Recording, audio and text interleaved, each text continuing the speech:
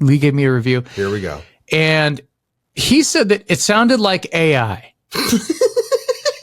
And AI did a decent job of making it sound like what it thought would be a good Pearl Jam album, but aggregating the last 30 years of their music. So Lee wanted to thank the robots for their good work. Recorded live from Studio 12A in sunny Phoenix, Arizona. You're listening to the Josh and Friends Podcast. Thank you for tuning in to the Josh and Friends Podcast. I am your host. My name is Josh.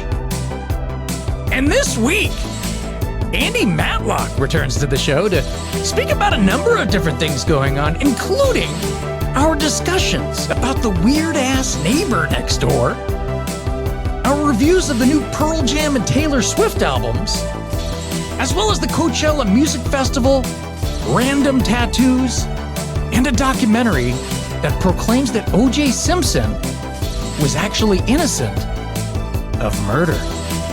So join us in these conversations and more with today's guest. He is my brother, the one and only Mr. Andy Matlock.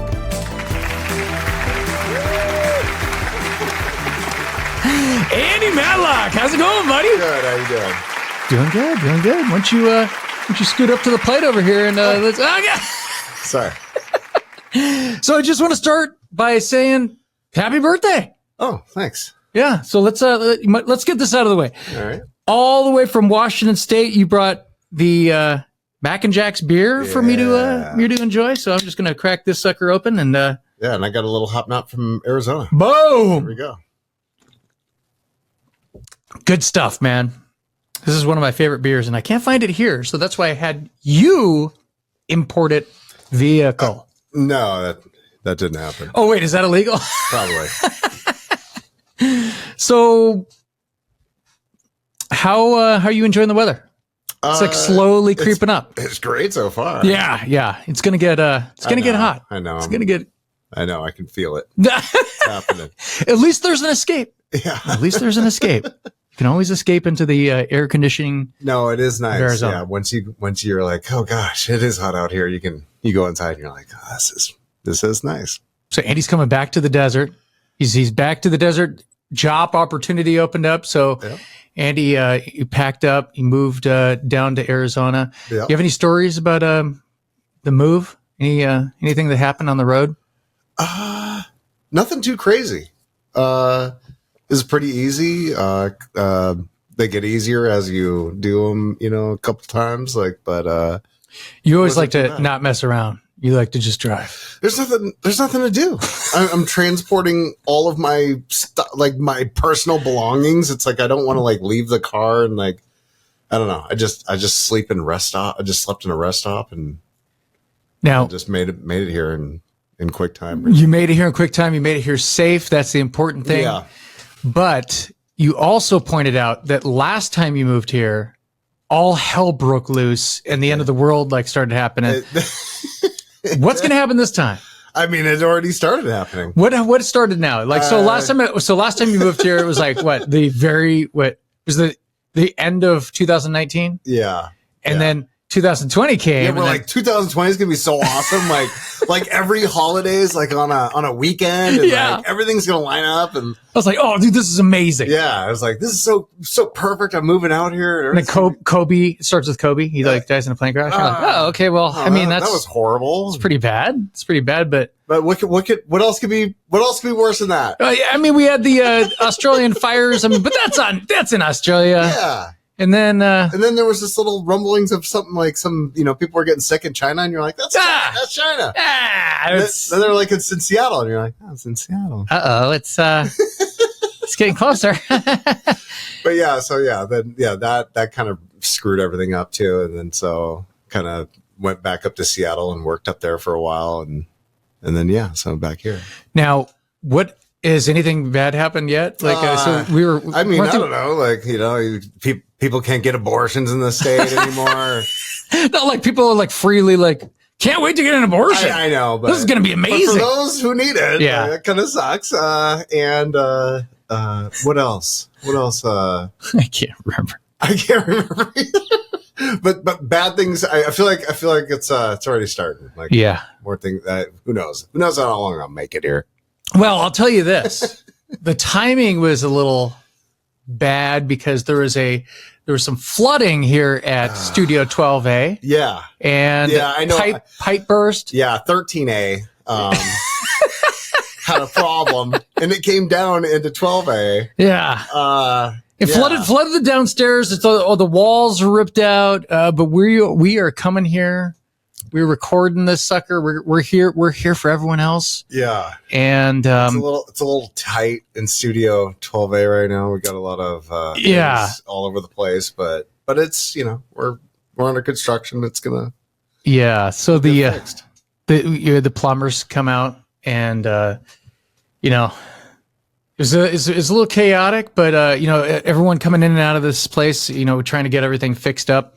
But that was like the least of the most important or interesting things that happened, because these guys were like telling me all these crazy stories. I'm like, why are these guys opening up to me about their entire lives? Because they're construction workers. They don't care. They're just weird. Maybe it's because I told them I used to do construction, so they're like, "Oh, he's one of us." Yeah, he's one of us. Yeah, he's in. Yeah, one of them's telling me, what was he? He's like telling me, "Yeah, man, like my wife cheated on me," and I was like, "Oh, that's terrible." He's like, "Yeah, I have 5 kids." And I was like, "Oh, I'm just learning a lot here." And then he's like, "Yeah, my oldest son from a previous marriage, he's the one that caught her." And then he told me, and I'm like, "Oh, wow, I feel like I'm on Jerry Springer right now." and then the other guy, he's all, "Yeah, we're trying to acquire some property to open up an RV park." And I'm like, "That sounds amazing." He goes, "And I was a former gangbanger." And I was like, "Oh, maybe should not let me know that part of the, I could care less. I mean, what is he doing now?" But it's kind of funny. I was like, all right. He's like, "I'm dating this girl. She's 50 years old. I'm 30 years old." I'm like, man. Right on. I wish I was here for that. I hope the next guys are like that. Well, but then the guy came over, because what you have to do when you have to shut down the entire building, entire place, because of the water. Sure. If you're like screwing with water, you have to let everybody know. So he goes next door and he comes back and he looked like traumatized. He was like, "The guys next door, they have like 0 furniture," and I'm like, "What do you mean?" He goes, "Yeah, there's like nothing in there, like nothing." He goes, "Did they just moved in?" He's like, did they just move here or something? And I go, "I don't know. I don't really know him." And he goes, "Oh." And then the other guy comes over and he goes, and everybody comes over from that place and they're traumatized. And I'm like, they're like, "Do you know the next door neighbor?" And I go, "No, I don't know who he is." And they're like, "Because I told him we were going to shut off the water and he asked to borrow $5. Oh gosh. But oh gosh, what the hell's going on over there? I was like, all right, that's weird. So we had a run-in this weekend with that guy, because I just said like, hey, like he'd walk by and he looks like this.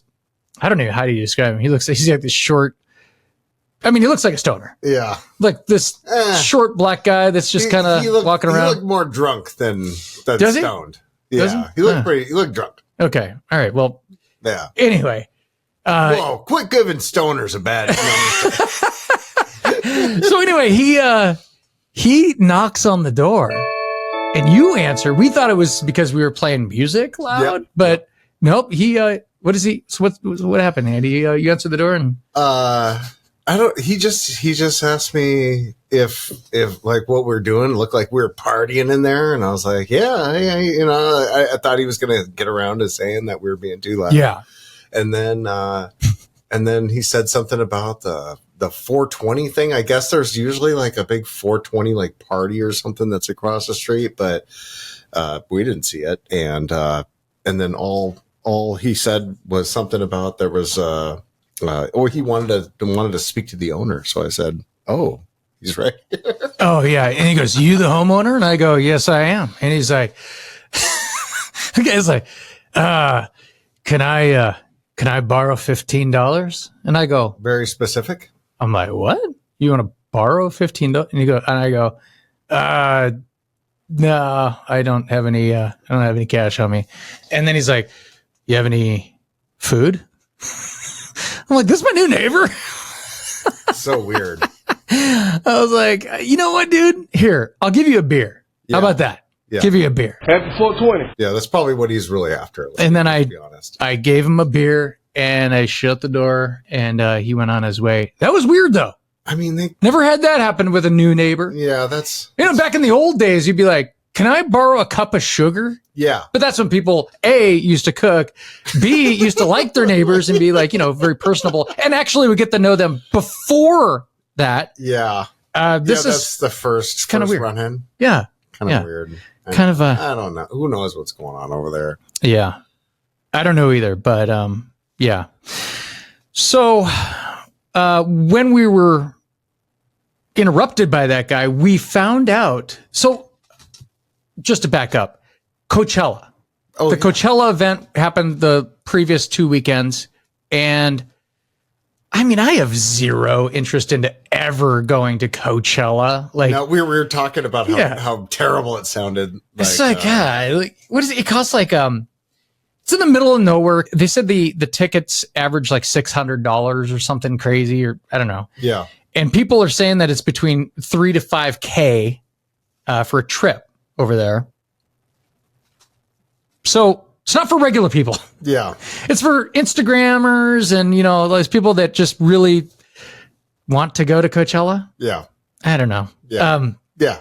It's people posting that they were there. So I was hearing about, some news stories that were, some of the big events that were going on at Coachella, some of the artists and everything like that. But we stumbled on, I don't know how we came up. Did it just come up on YouTube? We were looking at YouTube and it was one of the, we went, you go down to music. It was one of the live events that was streaming and we click onto it. And this was one of the coolest covered things I've ever seen on YouTube. Yeah. You could go to every single stage live in HD.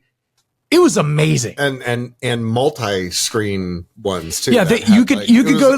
It was like watching Red Zone. Or it was so amazing, like something like that. But I wish we were into the bands a little bit more. There was a couple cool bands we saw, but I wish we were into more of the bands that we saw. But it was still really cool. Like, it was. I'm down for live music, so it doesn't matter. And some of those DJs were pretty cool. Yeah, who was the one that we were watching? Purple Disco Machine? Yeah, something like that. I was like, this guy's actually awesome, dude. He played like a lot of like 80s and 70s. He was mixing it up. Yeah, he was mixing it up with like basically old school and super new school, but all good stuff. And I was like, man, this guy's really good. Yeah, it was really cool. Super good. Some of the highlights for this year included Sublime's new lead singer, Jacob Knoll, who's the son of the original singer. That was legit. That was awesome. Cool. That was cool. I mean, he looks cool. He's like this young guy, you were talking about, you're like, he's not great at guitar, but that's why they have the other guy. He was good enough at guitar. As good as you would expect, I mean, better than I would expect. He has the same vocal cords as his father. So that works. That's pretty much the most important part. And he looks cool. He looks pretty cool. So So that's always that's a great gimmick right there. Will Smith a couple weeks ago appeared on stage to sing "Men in Black."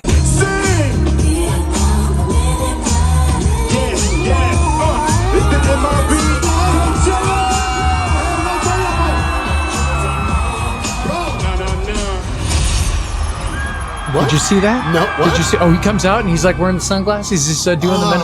Yeah. That was a big thing. Kesha changed her lyrics. Did you see that? Did you see that? I think I heard. Wake up in the morning, and she's like, "Fuck P Diddy" or something like that. and then No Doubt they performed 2 weeks in a row. Yep. Fairly entertaining. Yeah, they were pretty good. They were good. Yeah, it's No Doubt. Yeah, solid. They were saying that the lowlights of the concert were kind of like, kind of like the boring performers, kind of like Lana Del Rey and like Billie Eilish. It's like, okay, like everyone's like, woo, party, and then it's like, and then you're like, late at night, you're like, okay, here's Billie Eilish, or here's Lana Del Rey. Yeah, I think we, me and Eric caught the end of that Lana Del Rey, and we were like, oh, this is how it ends, huh? And wasn't the lead singer of Blur, was he hammered, or is it just me? he was hammered, right? He looked hammered, and he couldn't keep up with the lyrics in the boys who like girls. They girls, I like boys. Yeah. Oh, dude, it was so.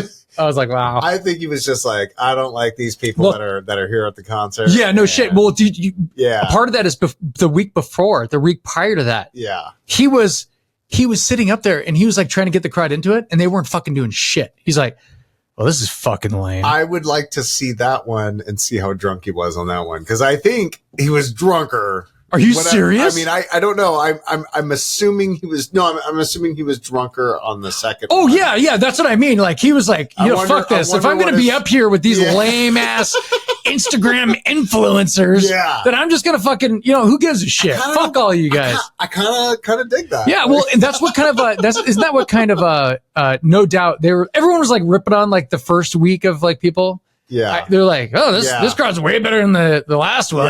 Yeah. They were saying like the people like music are here the second week or something like that. So that was really cool. I man, I'm gonna do that every year if they're gonna keep doing that. Yeah. That was amazing. Maybe there was a test run. And they're like, well, now we could start charging tickets for this. I mean, I wouldn't be surprised. I wouldn't either, because it was that well done. It is neat to, on a weekend, have some friends over, have some beers and watch, some sort of concert. Yeah, it was awesome, dude. Yeah. It was really cool. It's really cool.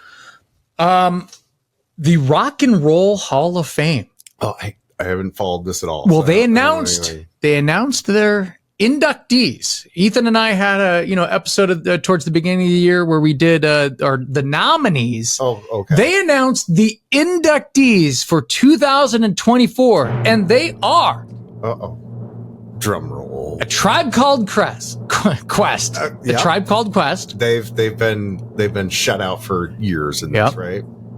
Cher. Okay. Foreigner. That was shocking to me. I didn't think that Foreigner would get in. I mean, I love Foreigner. There's other pop groups that should be in before Foreigner, right? Dave Matthews Band. Okay. Kool and the Gang. Yeah. Love me some Kool and the Gang. Mary J. Blige. Peter Frampton. They start putting rock people in here. Yeah. And Ozzy Osbourne. That was our lock. We were like, how can you not have Ozzy in there? So that's pretty good. Yeah, it's very good. So, So Ethan, he did better than me. He got 5 correct. Then I got 4. So congrats to Ethan. Congrats to Ethan for a shitty inductee Hall of Fame. Yeah, you're the winner. All right. So speaking of Hall of Famers, Andy, Pearl Jam released their new album. Yeah. Last week.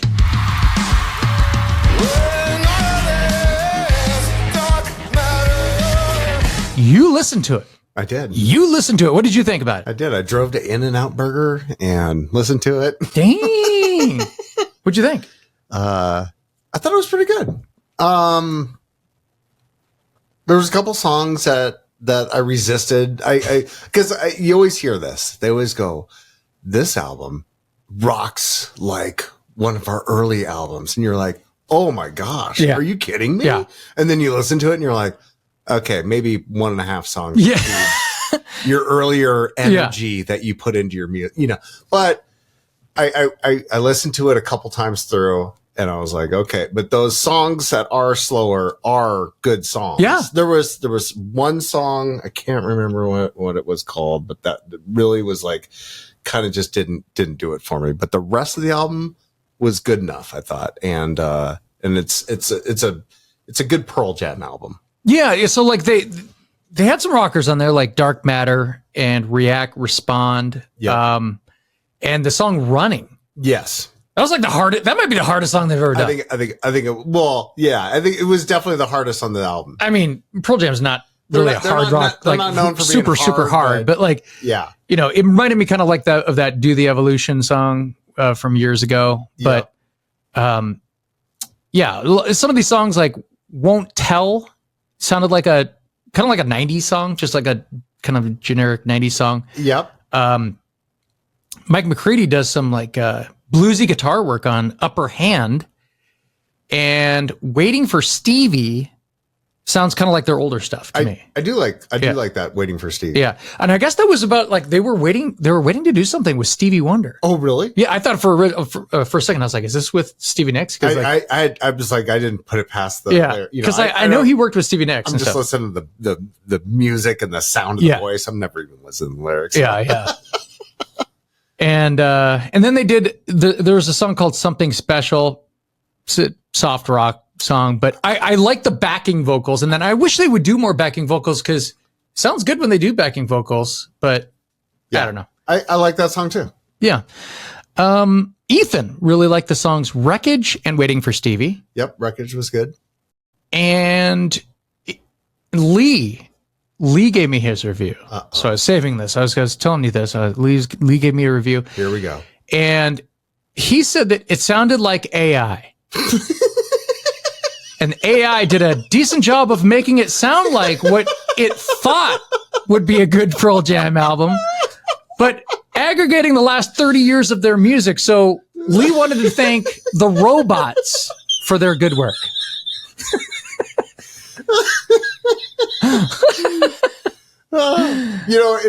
It is kind of funny. Like bands like kind of become a caricature of themselves. So it's like I kind of didn't think that, so that's why it's making me laugh so hard. But. Yeah. So if you were to give it a grade out of 5 stars, like 5 being the best, what would you give it? I'd give it 3.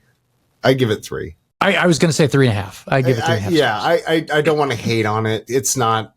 It's not. See, because you have to leave room. Like if 10 is a 5. Yeah, it's not 10. There was an album I bought, I don't know, 8-10 years ago. I can't remember what Pearl Jam album it was, but I was like just so unimpressed. So this one I like a few songs. Yeah, so, yeah. And the rest of them are definitely listenable. So yeah, there you go. But I like Lee's response though. Yeah. So another album that it's too big to ignore.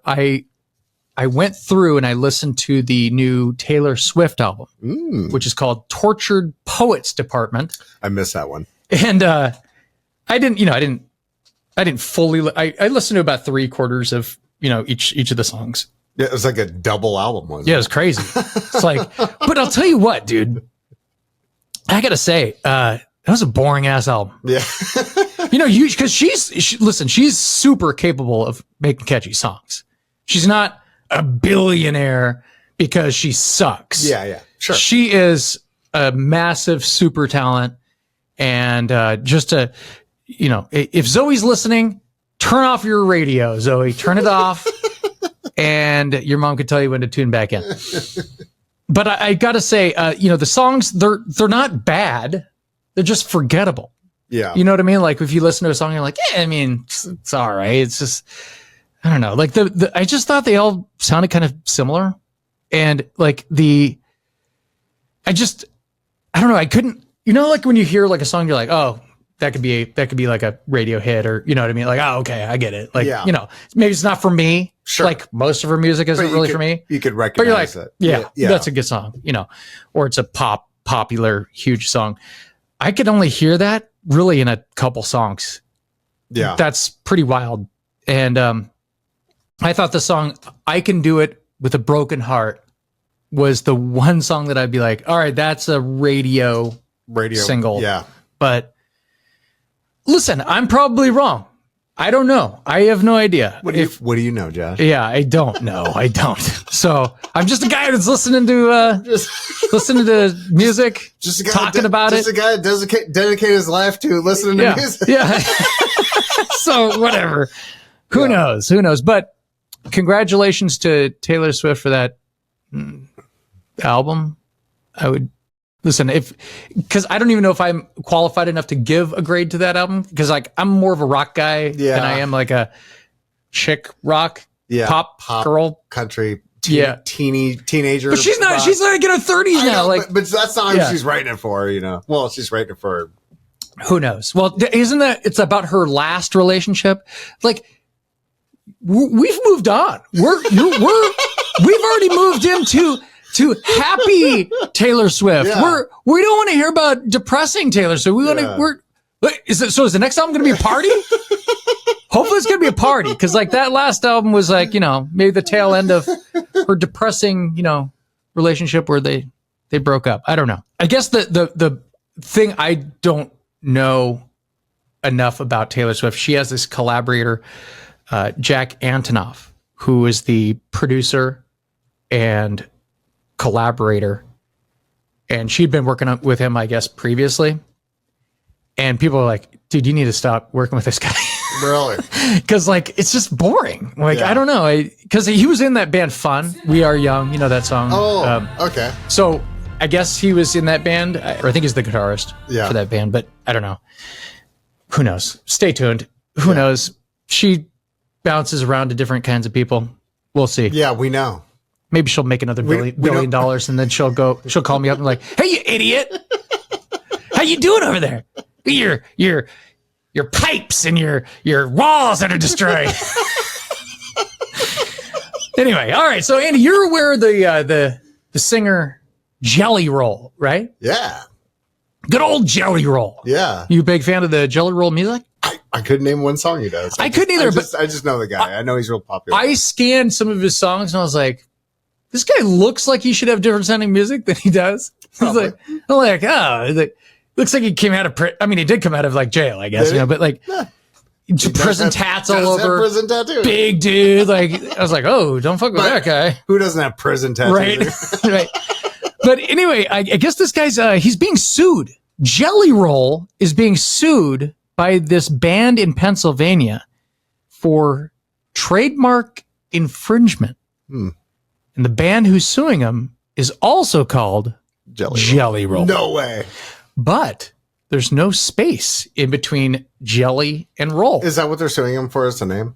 So they are claiming that the two names are causing a confusion in the marketplace. Oh, really? Jellyroll, the band based out of Chadds Ford, has been performing at weddings and big events like the Philadelphia Auto Show Black Tie Tailgate for years. Jellyroll, the singer, won New Artist of the Year at the Country Music Association Awards last year. The Tennessee native is known for his hits Son of a Sinner and Need a Favor. The local band claims ever since the singer rose to fame, Google searches for Jellyroll are now flooded with references to the singer. The lawsuit claims it creates confusion in the marketplace. They're like a wedding band. Dude, like that. When we were watching that that Coachella thing, I was like, whoa, Neil Francis. He's on. This is that guy that I saw with my buddy Max. I saw this guy live, and then I'm like watching some song, and I'm like. He played piano though. Like I'm not seeing him play piano. And then I'm like Googling. I'm like, oh, there's two acts named Neil Francis and they're both popular right now. And I'm like, oh, that's not confusing. Yeah. I mean, that's like a little different because it's someone's name. And it's spelled different. Okay. And it's, but still, it was confusing for me. But that is it is kind of weird but it was, there's a space. Yeah. So there's a space. So listen.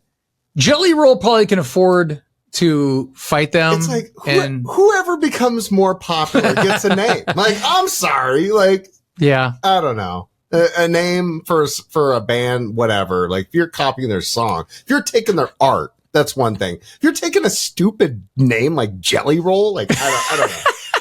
I don't know. It makes me think of I'm throwing like the a case donut. Out. I'm throwing the case out. Okay. All right. Andy, you heard it here, folks.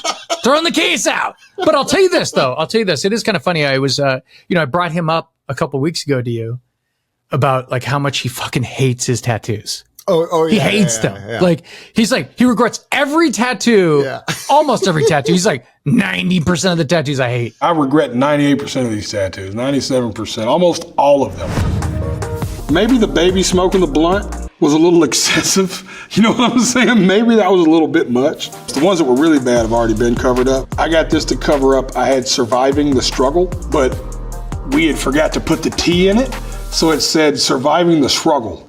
The struggle. I don't know if I really remember my first face tattoo. I know it's probably strange to say, but there's been so many now. But I'd say it's probably the little cross. This one, there should be a little one over here and a teardrop on one of them. And you look at him, you're like, Jesus! You're like, okay, well, I get it. Like, he has like, they're not good. None of the tattoos are good tattoos. You know, like when you see like someone with good tattoos. You're like, wow, Yeah. that looks really cool. Like, Yeah. I may not be into it, Yeah. but that looks hella cool. Sure. He was like, well, I'm a lot different person in my 40s than when I'm 17. Like core philosophies I rooted my life in when I was 17, and now at 40, I'm like, what the was I thinking? His tattoos are horrendous. They're so bad. Like just simple, like shitty tats. Like he goes, like, you know how they have like a guy in prison, like, Or I'll tattoo you. Yeah, or you just have that buddy that is like, oh yeah, I I'm can get a tattoo discount. artist. Yeah, right. And you're right. like, practice. Well, that's what he was saying. He was like, listen, if I could give some advice to anybody out there. Don't just think about what you're tattooing on your body. Think about who is tattooing on your body. Pick one artist. Spend as much money as you can on the greatest artist you can afford. If you can't afford the artist you want right now, start putting money in a coffee can until you can. Do not cheap yourself. Spend the money because you do, especially with tattoos. Yeah. You get what you pay for. Yeah. You know what I mean? Unless your best friend is the world's greatest tattoo artist or something. Exactly. And I'm just always fascinated by these people. Like I had this, we have a buddy that does this, Eric Tapia, the famous Eric Tapia. He's like, there's people that I've met over the years and they will say this shit. I've heard this several times. It's not just one person. It's not just Eric. He's like, thinking about getting a tattoo this weekend. I'm like, what? Yeah, I think I'm just going to get a tattoo. I'm like, you're like, what are you going to get a tattoo? Yeah, what have you He's been? like, I have no idea. What have you been meticulously planning out? No idea. I'm like, oh, isn't that something you want to kind of like just go into the place and be like, I want that. I'm like, wow. That's hardcore, dude. I mean, I would. You only live once, Josh. Dude. You live once. Yeah, exactly. That's why I would be like, I am spending months like planning this, researching the different artists that are out there, you know, trying to like get a perfect design of like, but that's probably why I don't have any right now. Like, I've actually thought about what I might get as a tattoo, and it'd probably be some like band logo or something like that. But even then, like, can you imagine you're like, you get like, you're like, yeah, I just got a new tattoo. Yeah. Like, what is it? Oh, it's, it's P. Diddy, you know, like, oh, gosh. you know what I mean? Like, oh, okay. Well, you know, like something horrible happens. yeah. Like, yeah, not great. Yeah. So I don't know. I'm just kind of like, I'm just trying to think of like something that you would get as like, I mean, I've had friends that have gotten like, tribal tats in the past, and then all of a sudden that's not cool, or girls that get like tramp stamps, not cool now. And I'm like, and I always like thought, by the way, I'm one of those guys that always like kind of like defended a tramp stamp. I'm like, no, aesthetically, it's like a perfect area. Like it's the perfect center of the body, like right in it, like indents. It's like a perfect spot for a tattoo. Always covered up if you want it to be. Right. It's like the perfect area for a tattoo. But now it's like, oh, fucking tramp stamp. And I'm like, I mean, I get it. It's kind of funny, like the tramp stamp. But I swear to God, I knew a guy that had a tramp stamp. Wow. I'm not even mad. That's amazing. I can't, and I would name his name if I remembered it. Oh. I think I do. That's fucking amazing. Did he lose a bet or did he run out of room? See, if you run out of room and you have your whole body. I don't think he ran out of room. Oh God. He's like, no, that was his first tattoo. Well, Andy, speaking of tattoos. Yeah. Speaking of tattoos, James Hetfield of Metallica. He just got a new tattoo. Did you hear about this? No, I did not. This is pretty awesome. So he got a tattoo. Famously, he's a huge, massive fan of Lemmy from Motorhead, right? Nice. And he's said in the past that, they're one of the main inspirations of Metallica. Like he's like, there would be no Metallica if there was no Motorhead. Lemmy and Motorhead. So he showed off his latest tattoo, which is a tribute to Lemmy, who died in 2015. And it's an Ace of Spades tattoo, right? Cool. Ace of Spades, Ace of Spades, and he put it on his middle finger because Lemmy there's like fucking tons of pictures, like Lemmy flipping people off. That's awesome. So what is it? Just an ace and a spade? I think so. Yeah. But here's the crazy part. Check this out. So not only did he get the Ace of Spades tattoo, James Hetfield had the artist mix in Lemmy's cremated remains into the ink. So Lemmy can be in his finger when he flips people off. Where did you go to the family and go, hey, I need just a tiny amount. He said that he got a hold of his ashes and he had them mixed into, like, you know, he put a couple little things of it into that is hardcore. Well, isn't that amazing? Well, I know what I'm doing with Chopper and killing his ashes. So now he can flip everybody off, and you know, he lives on as long as Hefield lives. He's going to be flipping people off. That's so fucking metal. So right. It doesn't get much more metal than that. No, it doesn't. I mean, that's like up there with Ozzy Osbourne, like, you know, I don't know, snorting ants, or doing other shit he was doing. I could see Ozzy back in the day, like snorting up like cremated remains too. Yeah. So we watched the Steve Martin doc. Oh yeah. If you bought my album and you came down here expecting me to do a lot of routines from the record and I didn't do them, well, excuse me. He's the most idolized comedian ever. He reinvented stand-up. It was a cultural phenomenon. Good evening and welcome. My name is Steve Martin. Steve Martin. I am a wild and Steve Martin has just taken the big leap onto the big screen. I was launched into the stratosphere. That was interesting. Like, the first part of that doc was amazing. Yeah. It was like two different documentaries. It was. And the first part, A+. Yeah. Second part, like, what happened? There was like a couple of good parts. Yeah, like, it's okay. I was like that one part where he was talking about John Candy.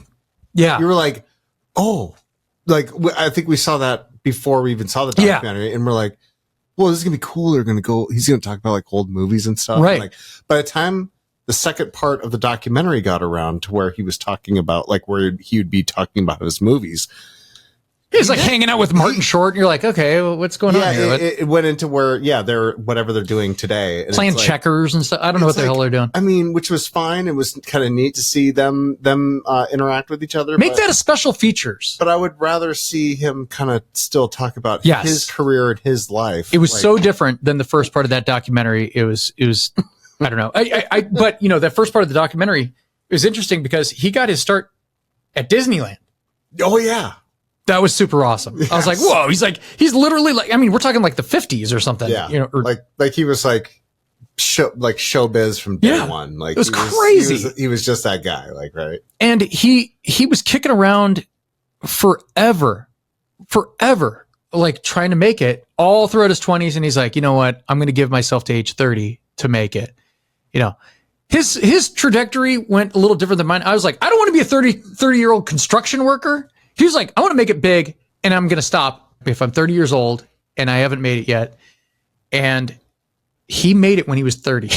Like, he made it big. And I thought it was like interesting that, you know, he was one of the first, he might have been the first comedian that sold out huge arenas, like venues, like giant, huge arenas, like rock stars were doing back in the day. And then he put out like those two classic comedy albums and then just quit. He quit doing comedy in 1980. And I'm like, holy shit, he stopped doing comedy in like 1980? Like, you start thinking about it, like, what? Wait, he never did anything. Yeah. I was like, what? And they even showed him listening to his stuff and he's like, yeah. All right. Yeah. Right. Okay. Well, I retired that. And he's like, okay. And then he just started doing movies. Yeah. So that was wild. I was like, which we never got to hear about in depth. Yeah. He's like, because they stopped at like 1980 and then like, to be continued. We really I'm got like, in-depth shit. Now we're going to start where we know like him, you know. They do the jerk and then boom. We're like, all right, part 2. Yep. Here we go. All right. I guess it's not any of this. We're just at his house watching him ride bikes and stuff with Martin Short. Okay, great. Yeah. All right. Yeah. So now, speaking of documentaries, Andy. Speaking of documentaries, OJ Simpson just died. Is that why we were watching it? I think, yeah. I didn't even realize, like, I was like, what? Oh, we're watching the OJ 30 for 30 again. I think you know where I'm going with this. So, OJ Simpson died recently, and it made me think immediately to, well, the 30 for 30 documentary it's amazing. It's like it's a chronological breakdown of his entire life, as well as the, civil rights movement and the problems with LA PD and all the confrontations with Black America and the fucking white racist assholes that are out there. Mm-hmm. So they did a fantastic job. If you haven't seen that documentary, make sure you watch that. It's great. I'm sure OJ watched that and he's like, man, I love the first part of that documentary. Oh, it's fantastic. Oh, it's like rushing for fucking 2,000 yards with the Bills, and she's like, oh yeah, it's like USC days. He's like, I'm a hero. Yeah. He probably liked the whole thing. Yeah. Oh, yeah. Yeah. He just, because he loved, that's one of the things they talked about. They were like, he loved being famous. Nothing made him more happy than being famous. But the thing that I first thought of was the rumor or the conspiracy theory that his oldest son, Jason, was the actual killer. And I was like, I never really dug into it. And I was like, what's this all about? So I just I Googled like Jason, the real killer or something like that, just for shits and giggles. And I came up with this documentary and I started watching it and I was like, all right, got to push this on pause. Andy, you got to see this. Cause so basically what this was is it's called this documentary, and it's on YouTube right now. I guess it originally got taken down, but the guy was like, I put it back up, motherfuckers. Here it is. One of those kind of deals. It's called Overlooked Suspect. OJ is guilty, ... but not of murder. Oh. And so this private investigator, William Deere, he did a 12-year investigation of the murders of Nicole Brown Simpson and Ronald Goldman.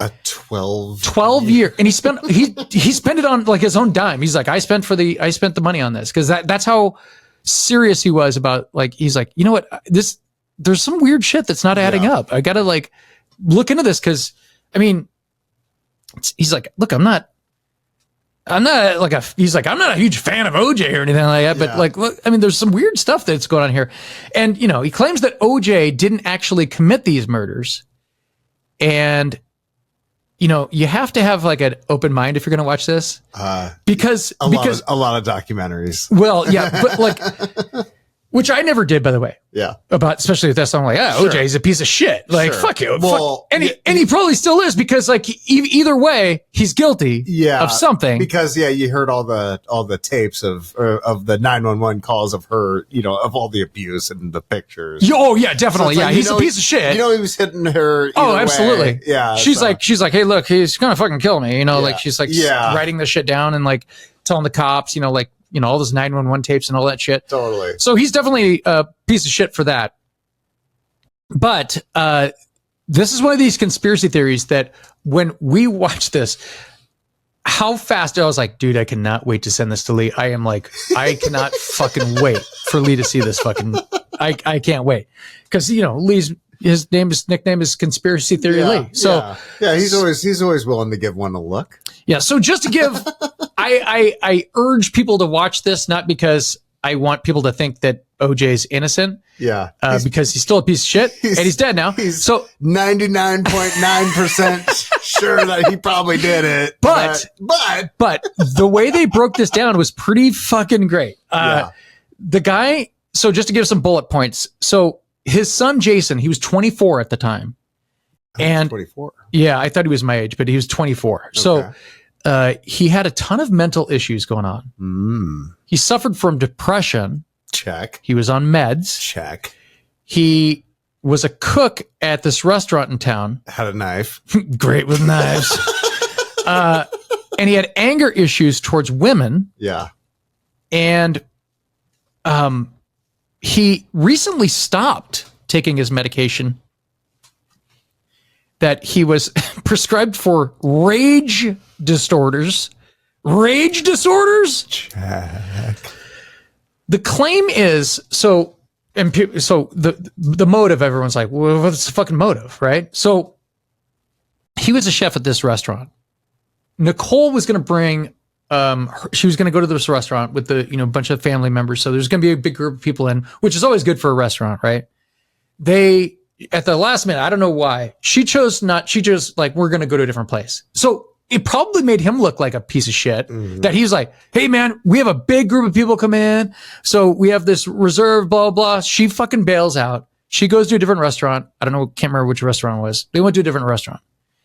So he may have felt dissed and offended and made it look like an idiot in front of all his, friends and coworkers or whatever. So they added that he was trained in hand-to-hand combat at the Army Navy Academy with weapons, knives, and he often carried a knife on the side of his boot. And the main evidence that they point out is there's several pictures of this Jason guy wearing wool caps. Like he always wore wool caps. They found that at the actual crime scene. Oh, there's 0 pictures of OJ wearing like these wool caps. But that Jason guy, tons of them. Yeah. They're like, and there was one of that exact looking cap in a picture like a month prior to this murder or something like that. So he also said that the time card that Jason Simpson forged at the restaurant leaving work, that he would like wrote down instead of punching. Yeah. Like that was like big. He had a non-existent alibi on June 12th. His girlfriend lied for him because he later admitted that he's like, oh no, I went home and I spent the night at my place. And they're like, that's weird because your girlfriend, when we interviewed her, said that you stayed with her. He had been in the hospital for 3 attempted suicides and had been in a psych ward prior to the murders. And then he checked into a hospital saying he was about to rage. Jeez. Yeah, it's no red flag. There's no red flag there. Yeah. He attacked 2 other women just weeks prior to the murders, including his ex-girlfriend. I mean, his dad was OJ. Yeah. Runs in the family. He's like, oh, my dad beats the shit out of her. Kids got problems. Yeah. His own personal diary that they found said that he was like Dr. Jekyll and Mr. Hyde, and that it was the year of the knife. Oh, gosh. Nicole. This is all adding up. I'm just saying. He gets way more into depth with, than my stupid little bullets here. Sure. But most importantly, the knife that was found in his storage locker. Basically, when you don't pay for a storage locker, it just opens up to the public. You can bid on it. Yeah. They found like this box of like his documents and all this bullshit. And at the very bottom was a knife that was like very similar to the one that could have been used that was never found at the crime scene. I was like, yikes. Yeah, that's crazy because I remember hearing something about like a storage locker and like they found something of, but I like didn't really think about it. And then we watched this documentary. I was like, oh my God. Yeah, because he tried to go to the authorities and they're like, look, it's over. Yeah. Trial's over, buddy. Yeah. It's over. Case closed. And he's like, I have a lot of evidence here. This is kind of like, maybe you should look at some of this. They're like, we don't care. We don't care about any of this. They're like, oh, okay. Well, I wonder what Fred Goldman thinks about this, Yeah. I'd really be curious because either way, with all the stuff that came out, like with the 911 tapes and all that stuff, like he's still a piece of shit. Like we said, he's beating the shit out of her, putting her, I don't know if she went to the hospital, but bruises all over her and just battered, always calling the fucking cops.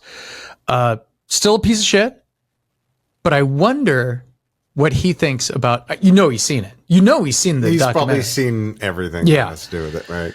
But this has a rating of 100% on Rotten Tomatoes. What? 100? I mean, it's only like out of probably like 3 people. Yeah, I'm like, come on. what, nothing gets 100. Like, come on. And again, if you want to watch it, check it out. But yeah, no, after we watched it, I was like, oh, I'm all in. Yeah, he's like, I'm all in. He totally did it. And then we started watching that 30 for 30 again, and I was like, yeah, he totally did. Like, because there was that part where OJ was on the run. They're doing the police chase of the Bronco. Right. And then he made it back to wherever the hell he was going. Yeah. His house. Yeah. His house. Yeah. So he said he was going to his mom's, but he ended up at his house. Right. And then his son came out and was like fighting AJ, or was it AJ? Or yeah, you're talking about Al Cowlings? Thank you. Al Cowlings. Yeah. And he's like yelling at him, and it's like, so that almost doesn't seem like something a murderer would do. Like, I don't know. That just seemed too weird. But then again, like, if his son did it, they were going into that. They were talking about like, okay, so they were like, okay, let's go through the scene of how I think it could have happened. Sure. And the guy was like, okay, so here's what happened. He goes over, the son, he goes through how the son probably went over there, started yelling at Nicole. She shuts the door. That's why the kids don't hear anything. He fucking gets into a fight with her, like hits her on the head or whatever. And then when he's like confronting her, then what's his name comes over and he starts fighting him, and then he just fucking stabs the shit out of that dude, Ron Goldman. Mm-hmm. And then he goes over and he finishes off Nicole. Yeah. But then he was like, okay, well, what would a normal person do after that? Then you freak out. Then you have like a moment of clarity. You're like, okay, well, now I'm fucked, right? Yeah. I just fucking brutally murdered 2 people. Call your Stabbed dad. the shit out of them. Yeah. Call your dad. Call fucking somebody. Who's the one person that could fucking blood? Yeah. So you call your dad. So his dad, they're saying that his dad like ran over there. Goes to the scene. He goes to the scene. This is why he had the blood on it. He had blood on his shoes. They found it on those shoes. Remember those shoes? Or whatever. Yeah. And they found it on the glove, like the glove. They said that he probably took off like a glove to check the pulse to make sure that she was. And OJ's just a great father. Yeah. He's nothing more than a So then he goes back to his place, and he's like, well, fucking, I got a limo there. And the limo driver said he saw someone run by, and that's where he hit his head on the fucking thing, and then he took off the other glove, and that fell, and that's where they found that. So they found the glove there, and they found the glove over there. Yep. And then he took those shoes and he put them in that little duffel bag, the mysterious bag that nobody knows what happened to, except that like someone was like, hey, someone went to grab the bag, and he's like, no, don't touch that bag. Don't touch the bag. And then like on the way to the airport, the claim is he threw it out somewhere. Yeah. So the driver was like, I never saw that bag. Like when we never saw it leave. Yeah. When we were like getting him out to go to the airport. So we're like, so that bag, like, I don't know what happened to that, but it's like that kind of that shit, right? It's a bunch of unanswered. So questions. no, but so when I finally go, Lee, you don't have to watch this now, but holy shit, I've never been so excited for you to watch something in my entire life. Lee goes, all right, we'll watch it. So like him and Joel watch it, and he's like, holy shit, dude. He goes, wow. And he goes, it fills in all the gaps. Yeah. It fills in all, he goes, listen, I'm not fucking saying that, I mean, this is what happened, but he goes, fills in a lot of the fucking gaps. Dude, documentaries can do that to you. I know, dude. They can really sew it all up for you. Because it's their narrative that they want you to fucking believe. It is. And I've seen documentaries that were like, seem a lot more open-ended and then there's some that are a lot more hardcore, and they're like, right, this is how it happened. Right. I'm telling you though, like it does make it makes a lot of sense when you go through what this guy went through, because like this guy, he's an award-winning like private investigator. It's not like this was like his first rodeo. He's like, I'm sure he was doing other things while he was like doing the OJ thing, but like, yeah. But he had done other things. Like this is like, if you look him up, William Deere or whatever, he's not known for this. This is like one of the things that he did, but he's known for something else. I can't remember what it was. But yeah, so this guy, it looks, listen, right now, as we speak, as we were recording this, it's on YouTube. 100% Rotten Tomatoes. 100%. In my 12-year investigation into the murders of Nicole Simpson and Ron Goldman, I found a great deal of evidence. But to me, there were certain things that stood out, such as the knit cap or watch cap that had been found at the Bundy Drive crime scene that we now have Jason Simpson wearing. the time card that we now know that Jason Simpson forged. His alibi, which it turned out he had none on the night of June 12th. The fact that he had been in the hospital with 3 attempted suicides. The fact that he had been in the psychiatric unit of St. John's Hospital. The fact that Jason had checked into the Cedars-Sinai emergency room just months prior to the murders, saying to the attending physician, "I'm about to rage." His attack on Jennifer Green just weeks prior to the murders. His attack on Dee Dee Burnett, his former girlfriend, and the fact that he told her just a couple of days prior to the murders that he'd quit taking his Depakote to control his rage disorder. His diaries, where he describes himself as Dr. Jekyll and Mr. Hyde, and it's the year of the knife. And another important factor, that Nicole Simpson did not show up for dinner, where he was the acting chef on the night of June 12th, 1994. And more importantly than anything, the weapon that we found in Jason's personal belongings that has been described to us by experts as the possible murder weapon of Nicole Simpson and Ron Goldman. But Andy, does it feel like 1994?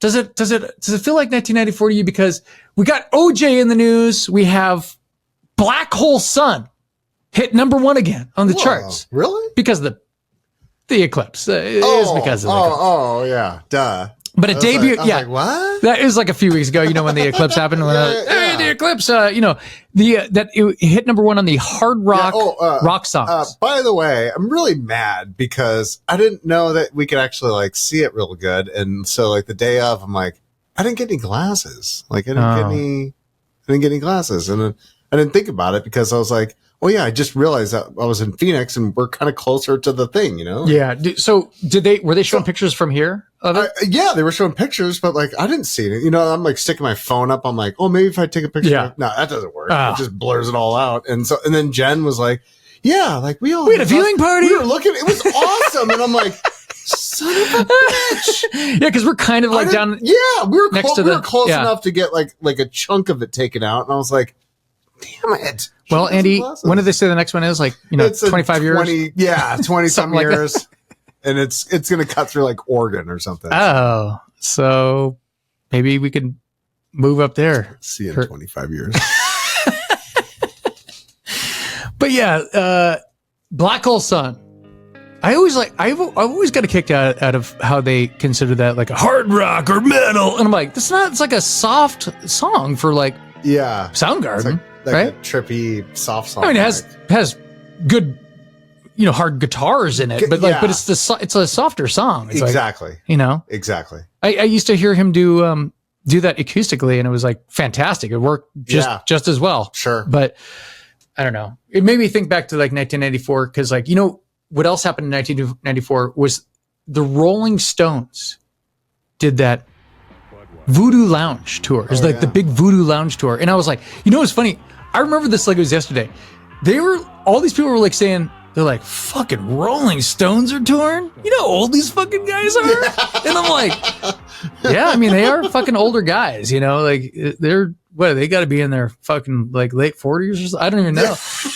They're going to be old for rock stars. They are on tour again, and we are going. We are going next month to the Rolling Stones. Please don't die. Oh, God. Please don't die. Please don't have anything happen. I know Keith Richards. He's going to be all right. Yeah, he'll be fine. Yeah, what's that? We got to start thinking about the world we're going to leave for Keith Richards. I love that so much. Yes. So he'll be fine. Yeah, he'll be fine. Nick, take care of yourself. We lost, was it Watts we lost? Charlie Watts we lost last year? Did he lose? Year before? Might have been last year. I don't know. I don't remember. I don't know. Like, he's not the guitarist. He's not the, and he wasn't the most. and they're like, we're not done. Mm-mm. Like we lost one of our main guys. Well, yeah. So you have Mick and Keith are both 80 years old. You have Ronnie Wood. He's 77 years old. Young buck. Yeah, he's like, well, look at this guy. Fucking this young buck over here. Yeah, so like I don't know. That's crazy. I listen, I've always wanted to see the Rolling Stones. This is like a bucket list thing for me. So I mean, I think I always talk about the Rolling Stones because I think that they get lost because like people think of them now. They don't think back to them. See, like, here's what's great about the Beatles. It's because they've been around for so long. Yes, they've been touring for fucking like 50 years. You can't 60 remember. Years. Like, most people can't remember. So that's what people think about them now. The Beatles, they think about them in the 60s. Yeah, they have like a prime moment. 1962 to 1970. Yeah. The 60s. That's it, right? Yeah. The Rolling Stones, like, they were around at that same time. Yeah. But they also went another 50 years. Yeah. So that's what people think about the Rolling Stones. Now, if you just took the 60s and 70s Rolling Stones, and like if the band like died in a plane crash or something like that, it'd be like, it's fucking one of the greatest bands of all time. Yeah. It's kind of like Led Zeppelin. Led Zeppelin, 70s. Yeah. 69 to 79 or 80 or whatever. It's like the 70s. Yeah. Beatles, 60s. Legendary. Led Zeppelin, 70s. Legendary. Rolling Stones, 62 to 2058. It's like, what? I know. There's still it's crazy. They're still cranking out like albums. And their album last year was not bad. Like, I think what's key is like, so if you were going to keep making records, kind of like what Pearl Jam just did, you get like a new fresh ear. You know, like cause like, it's kind of like when, when Rick Rubin was kind of like producing, those big hit albums, he was a new fresh ear back in the day. Sure. And you get these like new ears who are like, with these ideas who are like, guys, listen, here's what made you guys great. It's not the shit you guys been doing for the last 25 years. Listen to your old shit. Listen to like how you recorded your stuff, what made it so good. And the Rolling Stones, they had like a young guy like produce their last album, and same with Pearl Jam. Pearl Jam did the same thing. And I think that it's that new fresh ear that you can get if you want to be open to it. Some people are like, fuck you, I'm still going to do what we used to. It's like, all right, well, maybe Taylor Swift can get a new fresh ear.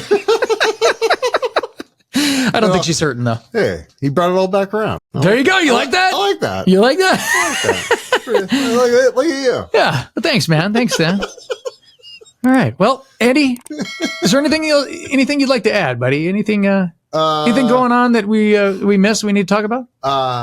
There's one thing I saw. All right. I saw in the news right before I came down here to What Studio 12A.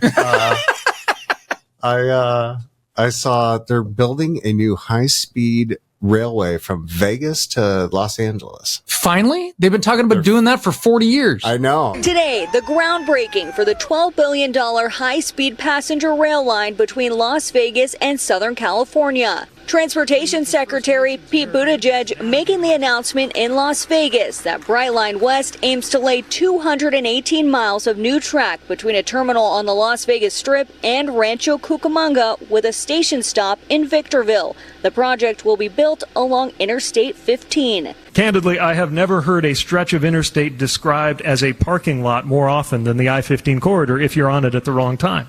And because of this, project organizers say that won't be the case anymore. Brightline West says the electric-powered trains will cut the 4-hour trip across the Mojave Desert to a little more than 2 hours, as a train will travel at a speed of 186 miles per hour. The trains will offer restrooms, Wi-Fi, beverage sales, and a place to check luggage. They're finally doing something, so hopefully that means more high-speed trains for, I would assume I would assume that they have them all over Europe and China and I would assume Japan. It would pretty easy to extend around the American Southwest, with along their freeway system. Yeah, it's going to go down the I-15, which is the road that goes, from Vegas to LA. So it's like they should have done this years ago, and I'm sure it'll take 15 years to do because everything does. Well, actually, they said it was going to be expected to be done by 2028.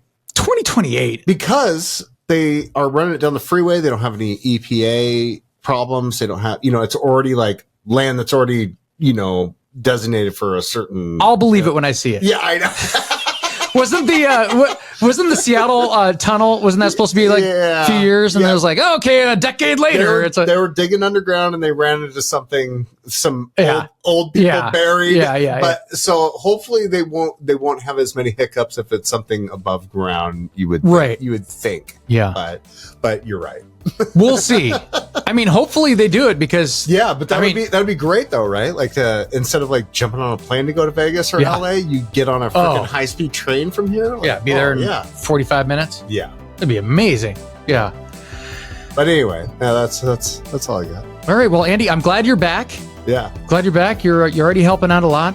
I'm sure mom and dad are happy about being here. But you know what? Hi around here. We got Andy back here. He's brought some supply of some Mac and Jack's beer, and we'll have some good stories to share in the future. With you're part of the concert crew now, buddy. Part of the concert crew. So we'll have some stories about that. Thanks again. Happy birthday to you. All right. Hope you have a good one. Thanks, man. And we'll catch you next time, man. All right. For Andy Matlock, I'm Josh, and as always, thank you for being a friend.